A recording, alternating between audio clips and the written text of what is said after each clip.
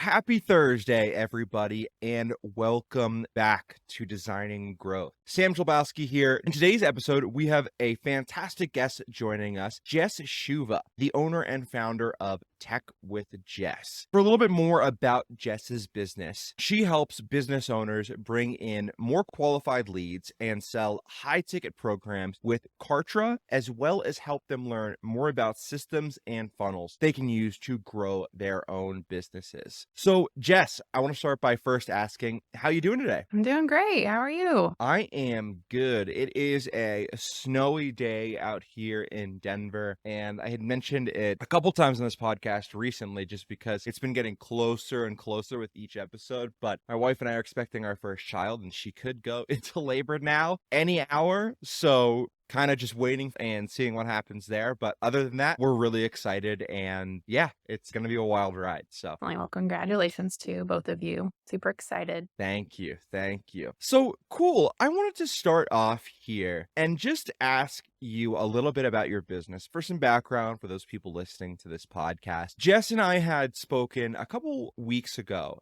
And just on that call, you'd kind of told me that you had started as a virtual assistant. And then over time, you've kind of slowly evolved into more of a specialized approach. And that's focusing on a lot more systems and design and things like that. Can you kind of tell me how your business got started initially and what that process looked like and what the recent developments have been that have led you to this sort of slight pivot within your business? Yeah, absolutely. So I started out kind of doing some general virtual assistant stuff, mainly focusing on admin tasks because I was transitioning out of being a teacher and I was coming into this online space where I didn't really know how I could make a business out of this. And I was like, well, I could do some admin things, right? I can organize inboxes, I can help with scheduling, answer maybe, customer emails and whatnot. But then, I kind of jumped into it and right away I had clients asking me to help with tech stuff and I had no real clue what I was doing. So I did a whole lot of learning myself through just jumping into different softwares, trying to figure them out, searching through documentation, YouTube videos, Facebook groups for support. And slowly I started getting to know these different systems, although it was slightly terrifying because when you're working with systems, sometimes things don't always go as planned, but I really enjoyed it. I really enjoyed learning. And I was like, wow, I actually do have a knack for this because I was able to do things pretty easily. My clients were like amazed that I could do this stuff. And I really enjoyed just having to dive into something new. Wow. So that is really cool. And I didn't know that. So you had been a teacher previously prior to this business. I've spoken with a lot of people who have left other full-time jobs to start their businesses, but I've never spoken with anybody that was a teacher previously. And I think that that's really cool because that is something that is totally different than what you are doing now. And I think that that's really impressive how you're able to like make that pivot. What made you decide to want to sort of walk away from teaching and then become a business owner? Was it the flexibility or was it just a desire to do something different? What did that look like? Yeah, I think it was definitely probably a combination of both. So I had my second child, and that whole year I was just having a hard time trying to figure out care for my kids. Daycare is super expensive. There also weren't any great daycares around that I could also afford. And then, trying to find a nanny, and one had to leave us, and I had to look for another one. And it was just really stressful trying to figure out how to make it work. I also was just kind of tired of all the things that teachers are expected to do with the limited amount of pay in return. So while I loved working with kids and I still do, and I still want to do that, it just was a lot that they put on our plate. And for me, I'd rather be raising my own children. So that was the decision I made. Thankfully, I was able to do that. I know not everyone can just up and leave a full-time job to be home with their kids. But thankfully, we were able to make that work. And I actually found a course on how to become a virtual assistant, which is what kind of led me down this path and which helped me start. So that was that. Amazing. The whole thing with a set of expectations and then being tied to those expectations for someone else, whether it be any type of employer, whether it be a school board, can be really challenging, I think, especially once you see that there's a different way that you can go about things where you can have complete control over the amount of time that you work, the input versus output.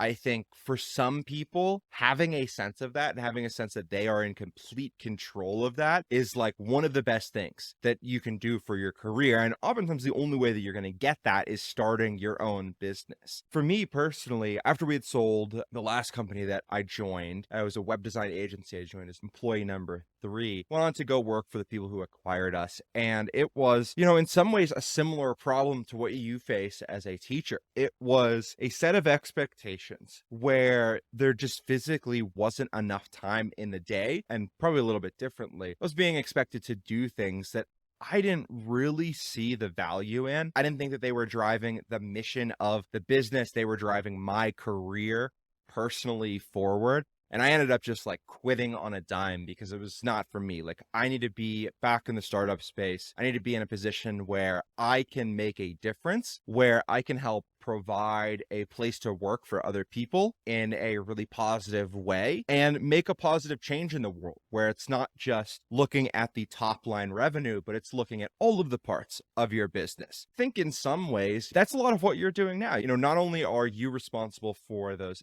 inputs and outputs and kind of in control of your own destiny, but you're also helping business owners do vital things within their business that is going to help them succeed. Can you talk a little bit about some of the common sales funnel and work you do around that aspect of people's businesses? Because I know that this is something that has been an increased focus for you. Yes, absolutely. So I do a lot of work within a system called Kartra, and I love that system because I can do everything for my client within it without having to figure out how to make two different softwares work together and to communicate, because that can get pretty complicated and frustrating sometimes. But with Kartra, all your pages in there, your products, your membership sites, automations, anything you really want. And I do a lot of funnels within there. So a big one that most people start off with is something like an opt-in funnel. Usually you have some kind of freebie you're giving out to people, and that's like an incentive for joining your list. You're giving them a freebie. So that could be like a free guide, it could be like a free mini course, or even like a free private podcast episode. So you are getting them to opt in so they can get this cool thing that you're offering. And, you create the page for that where they can opt in, you create the form, they get added,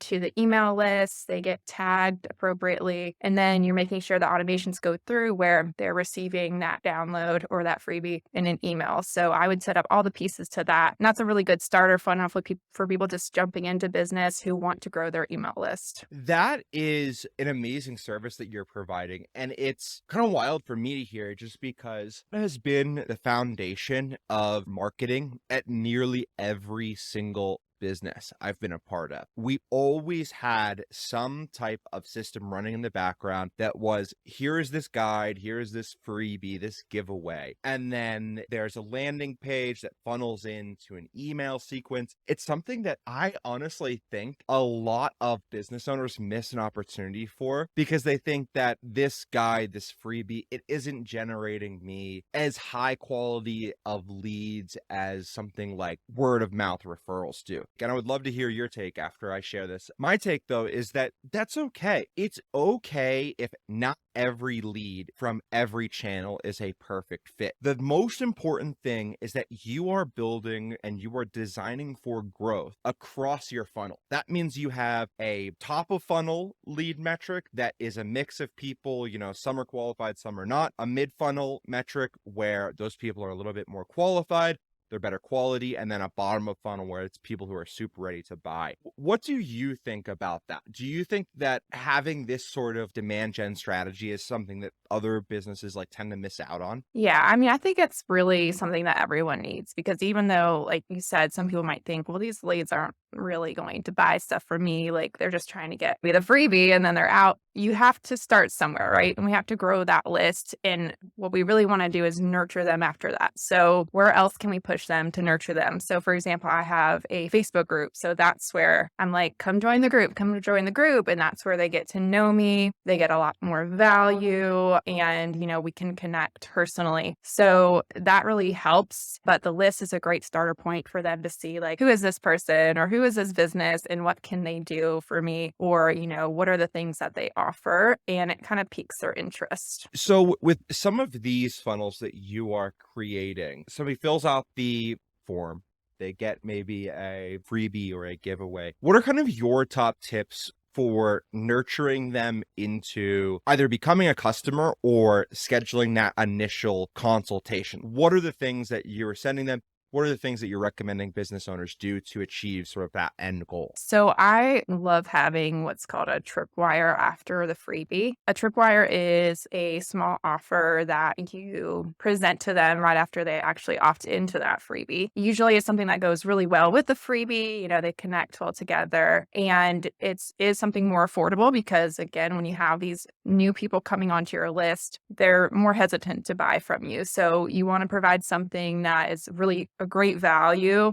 at a really good price. So I love having those where they opt in, they land on that tripwire page and it says, hey, purchase this. And a lot of the times, if it's a really good offer, those people will go ahead and purchase that offer to get a taste of like what you do and what you provide. So that's a great way to turn people into customers actually like immediately. And from there, if they really love your offer that they purchase, then they're more likely to go on and buy more things from you. So that's one way to kind of get people moving into your products. And then also just through an email sequence. So typically after they opt into a freebie, you're going to have some emails nurturing them and kind of moving them into the next steps that you want them to take. That could be a low tier offer, or like you said, pushing them to book a call with you. But that sequence is going to be really important to get them to the next steps. The framing of calling it a tripwire, I really like because it's something I have done before in some of our sales and marketing automations and things like that. But I've never known like exactly what to call that. So I really like how you think about that. The timing of this interview is lining right up with some of the big things that we're doing right now. So it's very top of mind for me right now. We just launched a couple of campaigns. So I launched a YouTube ad campaign and then I launched kind of a Google ads campaign. But then we're also simultaneously at Motion.io in the process of setting up our HubSpot account. So that comes with all of these automation emails and things that we're doing. So part of me like nerding out for a second, but I know you're interested in this stuff too. So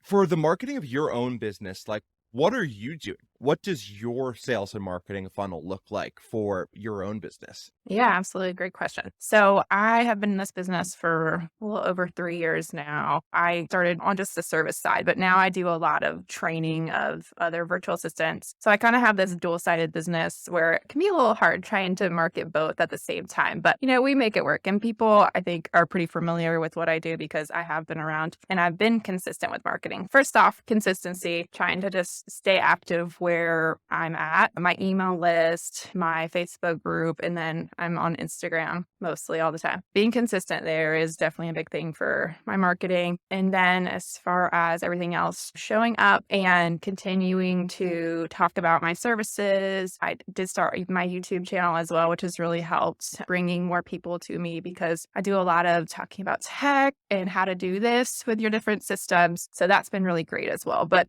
it's really a compounding effect. Like I've found that even now, like sometimes I'll take breaks from like really active, especially over the summer and whatnot, but I still have people coming to my email. I still have people joining my programs, my products. And it's because I've put out all this content to where, people are still finding it, which is awesome. That is so cool. And it's something that I have only kind of just begun to learn my first real marketing role that wasn't like for my own freelance business. Not to say that marketing of my own freelance business wasn't marketing, it's just that was mostly referral based. But when I stepped into my first marketing role, the whole landscape looked completely different. This was 2017, and it was all about like on-page SEO for your site, and then your blog, and then your newsletter, and then running Google Ads. The way that things have changed since then, and you had kind of hit on some of that, is video is just so much more important than it ever was. And I am already kind of seeing the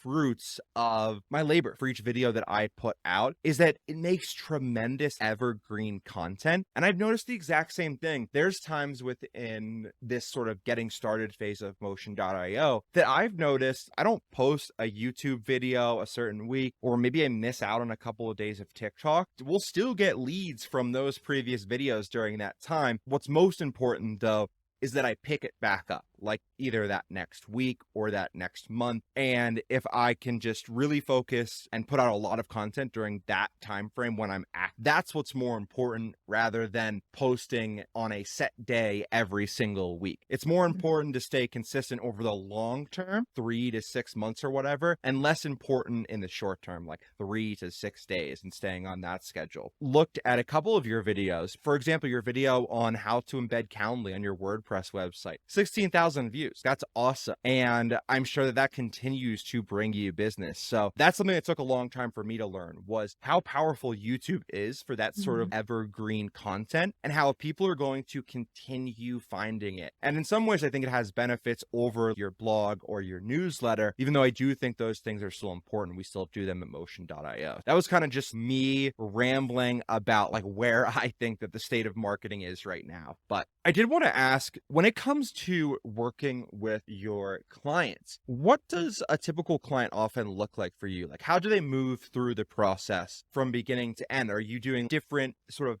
bespoke packages for clients? Do you follow like one set process? How have you structured your business in the sense of client experience and packaging? Yeah, that's a great question. So I get a lot of people coming to me about different tech services or Kartra. So Kartra actually has like a referral program inside of it, or a directory. And I get a lot of leads that way, which is great. And then I also have just a lot of connections from being in the online space and, meeting people, which is definitely important. If you're not doing that, getting out and meeting people. But they'll come to me and say like, I need this done. Can you help? And what I like to do is figure out, what systems are you using, first of all? And a lot of times I only like to stay with Kartra if possible, because I know it really well and I can complete those really easily. But when it's new systems to me, it's, things are going to take longer to figure out. And I really like to refer people out as well. So I have a whole directory myself of tech VAs who I refer out to. And those are people who have been in my programs, or I've coached and trained myself. So I love referring out to them when possible, or when I'm like fully booked. If I have availability, what I like to do is just kind of get on calls with the clients and see, what do you need exactly? Let's talk through this whole process of like what needs to be set up, and get that really detailed list. And then after that, I give them a custom quote. So I usually do these custom quotes because every client needs something different. So it's hard to, I'll set up your sales page funnel for this price, because there's so many different pieces that go into people's sales funnels. And I want to make sure that I'm getting everything listed down, so that way I can price accordingly. And that is good. But sometimes people just need a little support. Like, I just need to figure out how to use this one email service provider. And I'll do what I call a tech coaching call, where I jump on a call with them. They pay for that session for 60 minutes. And we just walk through their systems, or we start setting things up together. And that's really great for people who aren't quite ready to have someone do it for them and make that big investment, or they just really want to learn how to do things themselves, because sometimes the tech can be a little scary. So having someone to be there and help you through it can be really helpful. Something that you said that resonated particularly with me was having a list of other providers that you can refer out to. That's something that I think often people are not doing and not being intentional about, but there is so many benefits to it. May seem like on the surface you are only referring out either because you can't take on the work, or because you're doing something nice for another business owner. But the reality is, and kind of what I've seen, is the power of like referring people out is that all comes back to this mentality mentality that I really carry with me. Every single role, every single company I work with or start, in the case of Motion.io, is giver's gain. If you are doing things where you are helping other people, whether it's other business owners, whether it's your clients, that's going to come back to you at some point. It might not come back every single time, but it's going to come back to you. And I have been consistently surprised the number of times when I referred a client out to an alternative service or to somebody I knew, how that came back in a really powerful way. Whether it was them sending a client my way, or it was them saying, hey, by the way, Sam offers this really great service doing XYZ. Just wanted to tell you about it because we've been great partners throughout the years. So there's all of these opportunities that happen, I think, when you adopt that mentality. And I love the way that you were so intentional about it, and you have that list of other businesses that you can refer out to. That's really cool. Yeah, absolutely. And I mean, I think, like you said, it does come back to you. And really, it makes me so excited to see them actually get clients from people that I've referred. Nothing makes me happier than to like share the love. So, Amazing. Amazing. One thing that I wanted to ask, when you are looking for information, trying to like stay up to date on what's going on within your space, systems, sales, and automation, where do you go? Who do you look to for resources? Are there any particularly good people that you follow or content channels? yeah, absolutely. A lot of these systems have Facebook groups. So, if you are working with a specific software, you can go into their Facebook group to learn about updates and how to do things. And that's really, really helpful. Jumping into those groups, following, people on YouTube as far as like these different softwares where you can learn more information about how to use those systems. And then as far as sales and funnels and learning about that, Funnel Gorgeous is a really great business that teaches a lot about funnels and creating offers and whatnot. So I love them. I'm actually going through a certification with them right now to get certified as a master marketer. So that's super exciting. But definitely a great place to go and learn more. Couple last questions for you. And this one that I'm about to ask can be surprisingly controversial. I don't think it's controversial, but some people out there disagree. My question for you, as somebody who is doing this work of setting up funnels for people, one of the things I see a big disagreement about online is whether the ultimate call to action for a funnel or a campaign, whether it should be like a long form that allows them to properly vet people, or it should just be like a simple form, enter your name, email, couple notes about yourself, and then you can submit. When it comes to how complex you want to make those forms and the goal of that form, what is your opinion of that? What do you do on your website and for your clients? Are you doing these sort of really in-depth forms with 10 questions that vet them perfectly? Or do you go to the other end and you just make it as simple as possible? So I definitely recommend just keeping it short for things like join my list or, get my free guide. You really want to make it as short as possible because when there are more hoops to jump through, a lot of times people will be like, nah, I don't want to do all this. So then you lose out on that lead. But there are times when longer forms are necessary, like before someone joins your high ticket program, you probably want to vet them to make sure they're a good fit before they're paying thousands of dollars to be in a program or a course that might not be good for them. So definitely having long form questions for those types of situations. But if it's something as simple as like join my list or, sign up to receive updates about this offer coming out, like definitely keeping it short and sweet. You can also use long forms when you are wanting more information from people on your list. So maybe you want to know like, who are these people? How can I learn more about them? Sending out some surveys to people on your list where it's optional. They can fill it out or not. But if they do, you can get a lot of great information from that. That's great. And yeah, I completely agree with you. And that's kind of like where I stand too, is you need an easy way to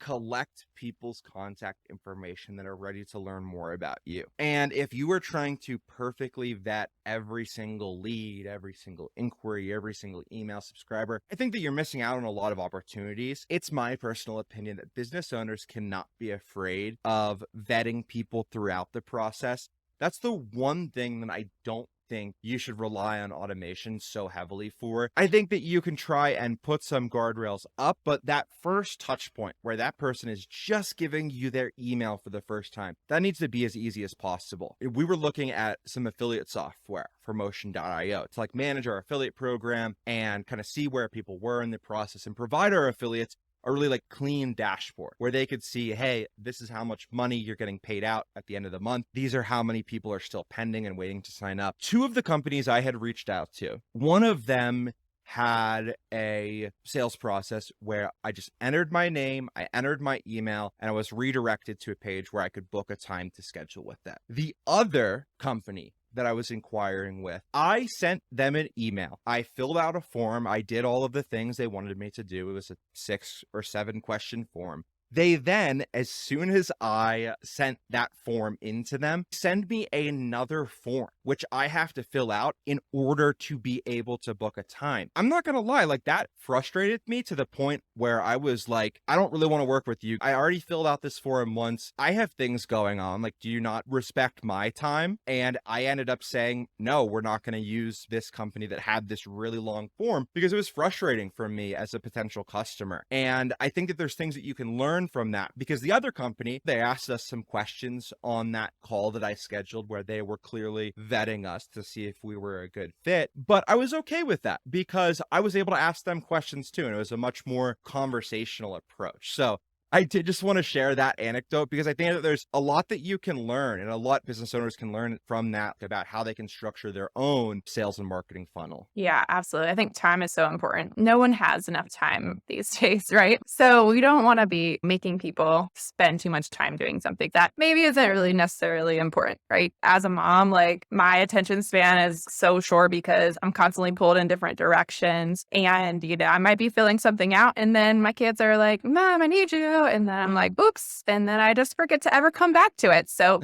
just keep that in mind when creating your forms. It's a great point. It's like, I'm about to be a parent too. If I was filling out this form and then my kid needed me, company 1 would still get my business. Probably company number 2 would never hear back from me. And it's not to say that longer forms like that aren't okay later in your sales process.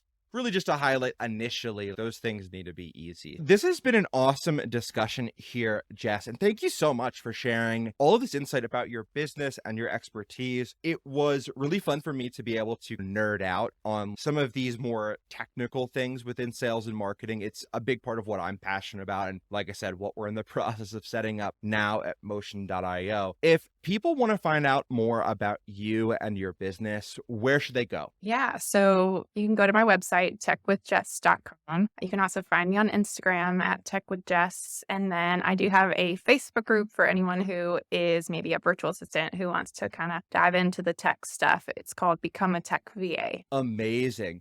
And we will put links to all of Jess's resources in the show notes. Take a look at those. Thank you again. Anything else to add here before we sign off? No, I don't think so, but thank you for having me, Sam. And this has been great. And yeah, good luck with the baby and everything else. Thank you. It's going to be a wild ride, and we're really excited, really looking forward to it. So it's going to be fun. Make sure you go check out the links to Jess's website and all of her other content that she's putting out in the show notes of this episode. Until next time, my name is Sam Schlabowski, co-founder of Motion.io. Take care, everybody.